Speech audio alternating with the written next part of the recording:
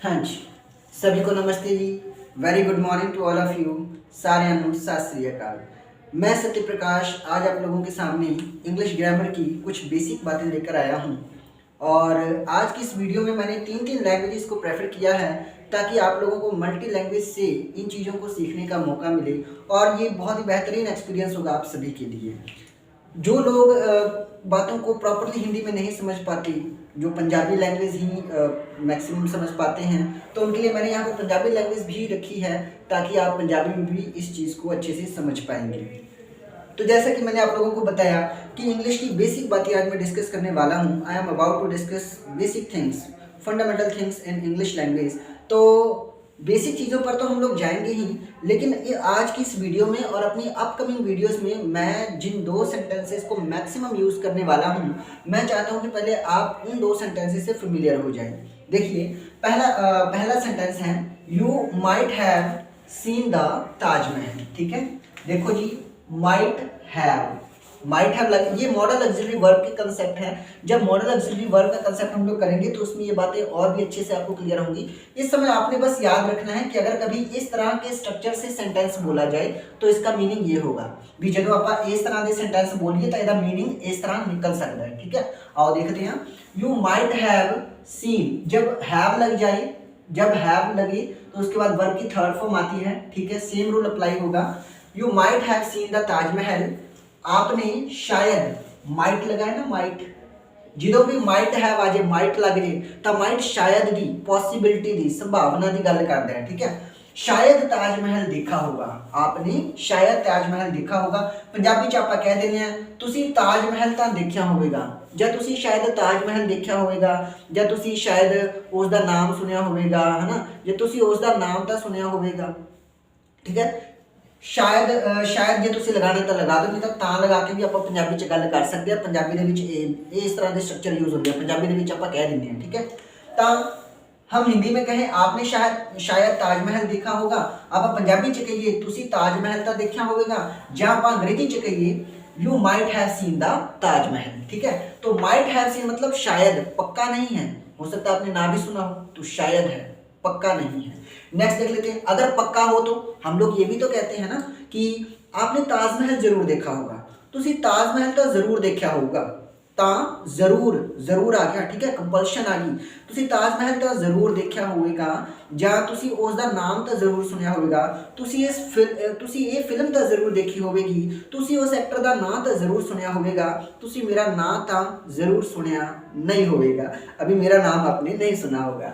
है, तो जब जरूर कहने की बात हो ना तो कहते हैं यू मस्ट हैव, क्या लग जाता है, मस्ट हैव।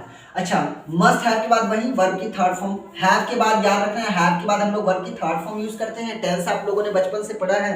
ठीक है, you have been reading English grammar since your childhood and you have been taught that after have we use verbs third form. ठीक है, कि हैव के बाद हम लोग वर्ब की थर्ड फॉर्म यूज करते हैं। अगर एक्टिव पैसिव वॉइस में हम लोग डील करें हैव को तो भी हम लोग उसके बाद वर्ब की थर्ड फॉर्म लगाते हैं, और यहाँ पर आ जाए तब भी हम लोग वर्ब की थर्ड फॉर्म ही अप्लाई करेंगे। याद ये रखना है कि जब मस्ट आ जाए तो बात होती है जरूर, उस पर कंपल्शन रहता है, जरूर ये काम हुआ होगा। और एक बात और, इन दोनों में एक बात कॉमन है कि माइट के साथ हैव लगा हो या मस्ट के साथ हैव लगा हो। माइट और मस्ट दोनों मॉडल वर्ब हैं। मॉडल वर्ब्स के साथ जब हम लोग हैव लगा देते हैं तो ज़्यादातर सेंटेंस स्ट्रक्चर्स में ये पास्ट का सेंस देता है। ज़्यादातर, मैंने कहा ज़्यादातर सेंटेंस स्ट्रक्चर्स में ये पास्ट का सेंस देता है। इसका मतलब ये है कि कोई ऐसा सेंटेंस स्ट्रक्चर भी हो सकता है या कोई ऐसी कंडीशन भी हो सकती है जहाँ पर ये पास्ट का सेंस ना देकर प्रेजेंट का ही सेंस दे रहा हो। खैर, वो वैरायटीज हम लोग बाद में समझेंगे। पहले आपने ये याद रखना है कि must have seen the Taj Mahal, आपने ताजमहल तो जरूर देखा होगा, आपने ताजमहल तो जरूर देखा होगा। देखो जरूर आ गया ना, जरूर, क्यों, क्योंकि मस्ट लग गया है, मस्त लगा है तो जरूर लग गया। तुसी ताजमहल ਤਾਂ ਜ਼ਰੂਰ ਦੇਖਿਆ ਹੋਵੇਗਾ, ਪੰਜਾਬੀ ਦੇ ਵਿੱਚ ਵੀ ਤਾਂ ਜ਼ਰੂਰ ਲਗਾ ਕੇ ਆਪਾਂ ਕਹਿ ਦਿੰਦੇ ਹਾਂ। ਤੁਸੀਂ ਉੱਥੇ ਤਾਂ ਜ਼ਰੂਰ ਗਏ ਹੋਵੋਗੇ, ਤੁਸੀਂ ਉਹਦਾ ਨਾਂ ਤਾਂ ਜ਼ਰੂਰ ਸੁਣਿਆ ਹੋਵੇਗਾ, ਤੁਸੀਂ ਇਹ ਗਾਣਾ ਤਾਂ ਜ਼ਰੂਰ ਗਾਇਆ ਹੋਊਗਾ, ਜਾਂ ਤੁਸੀਂ ਇਹ ਗਾਣਾ ਤਾਂ ਜ਼ਰੂਰ ਸੁਣਿਆ ਹੋਊਗਾ। ਤਾਂ ਜ਼ਰੂਰ ਆਪਾਂ ਪੰਜਾਬੀ 'ਚ ਯੂਜ਼ ਕਰ ਲੈਂਦੇ ਹਾਂ, ਤੇ ਪੰਜਾਬੀ 'ਚ ਮੈਂ ਇੱਥੇ ਵੀ ਯੂਜ਼ ਕਰ ਛੱਡਿਆ ਹੈ ਤਾਂ ਕਿ ਤੁਹਾਨੂੰ ਇਹ ਚੀਜ਼ अच्छी तरह समझ आ सके। तुसी ताजमहल ਤਾਂ ਜ਼ਰੂਰ देखा होवेगा। ठीक है, तो आपने एक बात इन दोनों सेंटेंसेस से याद रखनी है कि जब भी मॉडल ऑक्सिलरी वर्ब मस्ट हो चाहे माइट हो, इनके साथ जब हैव लगे तो ये पास्ट का सेंस देते हैं। ठीक है, मैक्सिमम सेंटेंसेस में पास्ट का सेंस देते हैं। कब? खास कर तब जब इसके बाद कोई वर्ब आई हो।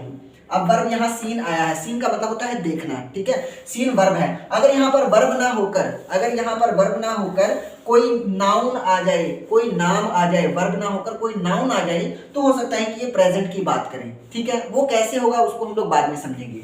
इन दो सेंटेंस स्ट्रक्चर्स को मैं अपनी इस वीडियो में भी यूज करूंगा, अपकमिंग वीडियोस में भी यूज करूंगा, तो आप लोगों को पता चल जाना चाहिए कि इनका क्या मीनिंग बनता है। आई होप कि ਤੁਹਾਨੂੰ ਇਹ ਗੱਲ समझ च आई होगी। आओ हम आप बेसिक स्टार्ट करिए। As I told you that in this video I discuss about English basic sentences, basic things। ठीक है, आओ देखते हैं। देखो जी, पहली गल तो ये है भी इंग्लिश एक लैंग्वेज है, अंग्रेजी एक भाषा है। ठीक है, अंग्रेजी क्या है? एक भाषा है। और हम लोग किसी भी भाषा को इसलिए सीखते हैं ताकि हम लोग अपने ओपिनियंस, अपने थॉट्स, अपने नोशंस, अपने आइडियाज़ को दूसरों से शेयर कर सकें और दूसरों के ओपिनियंस, थॉट्स, आइडियाज़, नोशंस को हम खुद समझ पाएं, खुद उनकी बातों को जान पाएं। मैंने ये इतने सारे वर्ड्स जो बोले हैं ना, ये सिनोनियम्स हैं और इन सिनोनियम्स को आप लोग अच्छे से याद कर सकते हो। इस वीडियो में बहुत अच्छे से मैंने इन चारों को यूज़ किया है। ठीक है, आओ देखते हैं। जब भी हम लोग कोई सेंटेंस बोलना चाहेंगे इंग्लिश लैंग्वेज में, तो जाहिर सी बात है हमें वर्ड्स की ज़रूरत पड़ेगी। लेकिन वर्ड्स से भी पहले हमें एक चीज़ की ज़रूरत पड़ती है जो इंग्लिश लैंग्वेज की सबसे स्मॉलेस्ट यूनिट है, जिसे हम लोग क्या कह देते हैं? लेटर्स कह देते हैं। लेटर्स, LETTERS, लेटर्स कह देते हैं। लेटर्स कैसे? जैसे A B C, ठीक है, या बड़ी ABCD A B C। ठीक है, तो ये जो बड़ी ABCD मैंने लिखी है, बड़ा ए है ना, ABC, इसको कहते हैं कैपिटल लेटर्स। Capital letters. इसी तरह ये चलते जाता है। ठीक है, ये होता है हमारा स्मॉल लेटर्स, आप सभी को पता ही होगा small letters. You must have known these facts. ठीक है, यू मस्ट हैव नोन, आप सभी को पता ही होगा, आप सभी से जरूर जानते होंगे। You must have known these facts. ठीक है, वही सेंटेंस स्ट्रक्चर मैंने थोड़ा सा मॉड्यूलेट करके, मतलब थोड़ा सा इसको मॉडिफाई करके यहाँ पर यूज कर दिया है। अब देखते हैं, तो ABC स्मॉल लेटर्स में लिखा हुआ, इसको स्मॉल लेटर्स कह देते हैं, ये कैपिटल लेटर्स कह देते हैं। और याद रहे, जब इन्हीं स्मॉल लेटर्स को या इन्हीं कैपिटल लेटर्स को हम लोग पूरा A to Z तक लिख लेते हैं ना, तो पूरी की पूरी एक सीरीज बन जाती है, उसको हम लोग कह देते हैं अल्फाबेट्स। ALPHABET, अल्फाबेट कह देते हैं। क्या कह देते हैं? अल्फाबेट कह देते हैं। आप लोगों को ये बात जरूर याद रखनी है, बेयर इन योर माइंड, अपने मन में इस बात को आप एकदम स्ट्रॉन्ग नोट बनाएं कि कभी भी आप अल्फाबेट्स यहाँ पर S नहीं लगाओगे, इसको प्लूरल नहीं बनाओगे। अगर कहीं किसी सेंटेंस स्ट्रक्चर में आपको अल्फाबेट्स सुनाई दे जाए या दिखाई दे जाए अल्फाबेट्स, तो समझ लेना कि ये क्या है? कॉमन एरर है, S कभी नहीं लगता। अल्फाबेट को आप हमेशा इसी फॉर्म में यूज करोगे, इसमें S या ES लगाकर आप इसे प्लूरल बनाने की कोशिश नहीं करोगे। ठीक है, तो इसको कह देते हैं अल्फाबेट। अच्छा, अब मान लो हमारे पास अल्फाबेट, आप समझ गए कि अल्फाबेट क्या होता है। अब देखो, अल्फाबेट, सिर्फ अल्फाबेट से तो हम लोग अपने आइडियाज को शेयर नहीं कर सकते, और ना ही सिर्फ अल्फाबेट से हम लोग किसी के आइडियाज को समझ सकते हैं। तो हमें किस चीज़ की जरूरत पड़ती है? हमें वर्ड्स की जरूरत पड़ती है। तो इन्हीं सारे अल्फाबेट्स को, इन्हीं सारे लेटर्स को जब हम लोग ग्रुप में कंबाइन करते हैं और उसका कोई प्रॉपर मीनिंग बन रहा हो, तो हम लोग उसे वर्ड कहते हैं। जैसे अगर मैं लिखूं RAM राम, या अगर मैं लिखूं CAR कार, तो देखो RAM,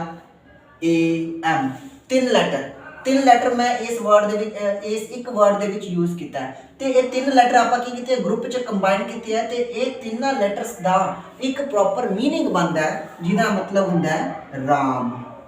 ਤੇ ਰਾਮ ਕੀ ਹੈ? ਕਿਸੇ ਦਾ ਨਾਮ। ਆਪਾਂ ਪੰਜਾਬੀ 'ਚ ਕਹਿੰਦੇ ਨੇ ਨਾ ਰਾਮ, ਰੱਰਾ ਰਾਰੇ ਨੂੰ ਕੰਨਾ ਮਾਂ, राम।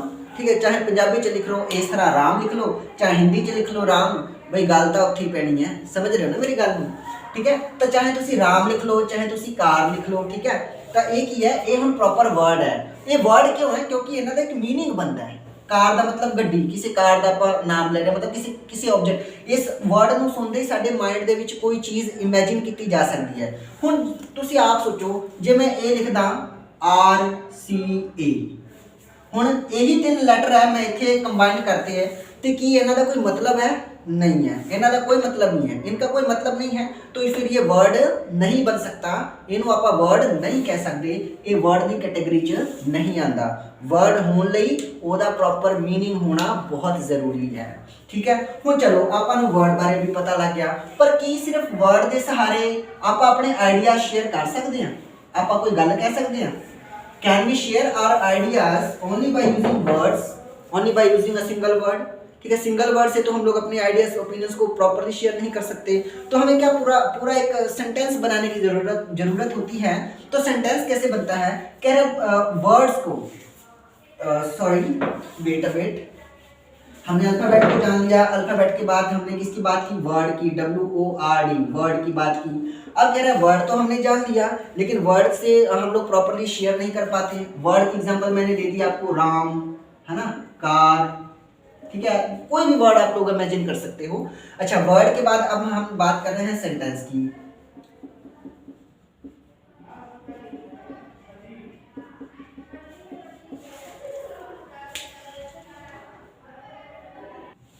हाँ जी, तो हम लोग बात कर रहे हैं सेंटेंस की। कह रहा है जब हम लोग वर्ड्स को ना कंबाइन कर लेते हैं, ग्रुप में कंबाइन कर लेते हैं, और उस कंबाइंड किए हुए ग्रुप का जब एक मीनिंग और सेंस हमें मिल रहा हो तो हम लोग उसे वर्ड कहते हैं। देखो कैसे, फॉर एग्जाम्पल अगर मैं कहूँ, सपोज इफ आई से Ram is a good boy, Ram is a good boy. हम देखो राम आ गया पहला था, है ना, पहले राम आ गया, फिर इज अ गुड बॉय, इतने सारे वर्ड्स यहाँ पर कंबाइन हैं, और इन सभी वर्ड्स को जो कंबाइन किया गया है तो इसका एक स्ट्रक्चर बनता है।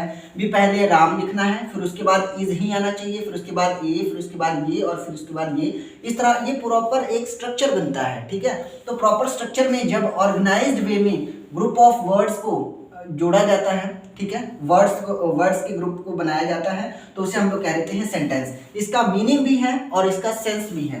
मीनिंग है Ram is a good boy, Ram एक अच्छा लड़का है, ठीक है, और एक सेंस की बात करता है, भी किसी के अच्छे होने की बात की जा रही है, किसी राम नाम के लड़के की ना अच्छे होने की बात की जा रही है, तो मीनिंग भी है, सेंस भी है। अगर सपोज मैं ऐसे लिख दूं कि बॉय, सपोज अगर मैं ऐसे लिख दूं बॉय राम इज गुड, तो अब देखो ये भी एक ग्रुप ऑफ वर्ड है, ये भी ग्रुप ऑफ वर्ड है, लेकिन इसका कोई मीनिंग नहीं है और ना ही इसका सेंस है। तो ना तो इसका मीनिंग है, neither meaning it has nor sense it has, that means this can't be sentence, ये सेंटेंस नहीं हो सकता। तो सेंटेंस होने के लिए क्या चीज़ ज़रूरी है? मीनिंग होना ज़रूरी है और सेंसफुल होना ज़रूरी है, तभी हम लोग उसे सेंटेंस कह सकते हैं। तो होप करदा भी ਤੁਹਾਨੂੰ ਇਹ ਸਾਰੀਆਂ ਚੀਜ਼ਾਂ ਪਸੰਦ ਆਈਆਂ ਹੋਣਗੀਆਂ, ਤੁਸੀਂ ਇਹ ਸਾਰੀ ਚੀਜ਼ਾਂ ਸਾਰੀਆਂ ਗੱਲਾਂ ਧਿਆਨ ਨਾਲ ਸਮਝੀਆਂ ਹੋਣਗੀਆਂ। ਮੈਂ ਇੱਕ ਵਾਰੀ ਫੇਰ ਤੋਂ ਦੁਬਾਰਾ ਤੋਂ ਰਿਪੀਟ ਕਰ ਰਿਹਾ ਹਾਂ। ਸਭ ਤੋਂ ਛੋਟੀ ਯੂਨਿਟ ਹੁੰਦੀ ਹੈ ਲੈਟਰ, ਉਸ ਤੋਂ ਵੱਡੀ ਹੁੰਦੀ ਹੈ ਲੈਟਰਸ ਨੂੰ ਜੇ ਆਪਾਂ ਕੰਬਾਈਨ ਕਰ ਲਈਏ, ਹੈ ਨਾ, ਸਭ ਤੋਂ ਛੋਟੀ ਇੰਗਲਿਸ਼ ਲੈਂਗੁਏਜ ਦੀ ਸਭ ਤੋਂ ਛੋਟੀ ਯੂਨਿਟ ਹੁੰਦੀ ਹੈ ਲੈਟਰ, ਤੇ ਜੇ ਲੈਟਰਸ ਨੂੰ ਆਪਾਂ ਕੰਬਾਈਨ ਕਰ ਲਈਏ, ਜੇ ਬਹੁਤ ਸਾਰੇ ਲੈਟਰਸ ਨੂੰ ਸਾਰੇ ਦੇ ਸਾਰੇ A to Z ਲੈਟਰਸ ਨੂੰ ਆਪਾਂ ਜੋੜ ਲਈਏ ਤਾਂ ਉਹਨੂੰ ਆਪਾਂ ਕਹਿ ਦਿੰਦੇ ਹਾਂ ਅਲਫਾਬੈਟ। ਹਿੰਦੀ 'ਚ ਆਪਾਂ ਕਹਿ ਦਿੰਦੇ ਹਾਂ ਵਰਣਮਾਲਾ, है ना, हिंदी 'ਚ ਆਪਾਂ ਕਹਿ ਦਿੰਦੇ ਹਾਂ वर्णमाला, ठीक है, अ आ ई उ, है ना, ये हिंदी में हम लोग पढ़ते हैं क ख ग घ ङ च छ ज झ ञ ट ठ ड ढ ण त थ द ध न प फ ब भ म। हिंदी में हम लोग ये अ से लेकर ज्ञ तक जो हम लोग लिखते हैं ना, तो वो सारा प्रॉपर मिलाकर, जो प्रॉपर सारे के सारे अक्षर मिलाकर बनते हैं वर्णमाला। उसी तरह इंग्लिश में सारे लेटर्स को मिला के बनता है हमारा अल्फ़ाबेट, और ये अल्फ़ाबेट हमेशा टी ही रहता है, इसमें एस लगाकर आप इसको प्लूरल नहीं बना सकते।